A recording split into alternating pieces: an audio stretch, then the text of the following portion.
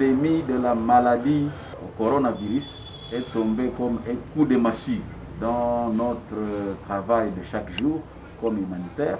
Nous avons ressenti les conséquences de cette pandémie sur tout le plan de notre travail. Avec la pandémie, nous ne savons pas servir les gens qui ont besoin de nos services, notamment les femmes qui ont des fistules, celles qui ont développé des prolapsus. Vous savez que la grande majorité de ces femmes se retrouvent en milieu rural. Avec la pandémie, nous ne savons pas nous y rendre. Nous sommes obligés de rester à Goma, rester confinés à Goma. Bien sûr, à Goma, nous continuons le travail.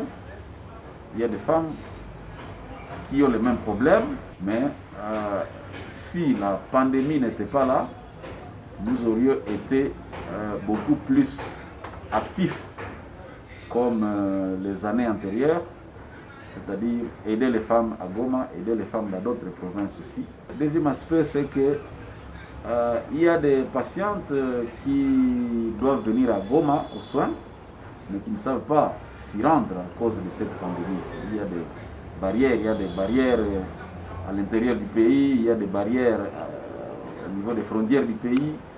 C'est-à-dire que les femmes qui doivent venir d'autres provinces ne savent pas arriver à Goma. Ça fait que nous ne savons pas les aider.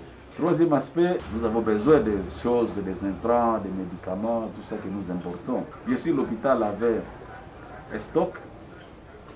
L'hôpital a continué à utiliser ce stock. Et à un moment donné, l'hôpital devrait se ravitailler. Les éléments, les produits dont nous avons besoin ne sont toujours pas disponibles sur le marché. Et quand c'est disponible sur le marché, avec cette pandémie ici, les prix au prix de l'assassin, nous ressentons ce coût-là. Nous ne savons pas trouver ce dont nous avons besoin à quantité et à qualité. Nous sommes obligés de faire avec ce que nous avons. Nous aurions souhaité que la pandémie passe très vite pour que nous rentrions dans nos conditions habituelles de travail.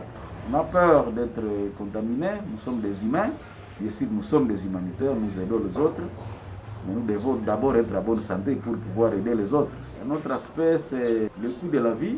Les patientes que nous aidons à Goma sont des femmes qui viennent des milieux ruraux. On doit acheter la nourriture pour ces patientes. Et comme j'ai dit, ça devient de plus en plus cher.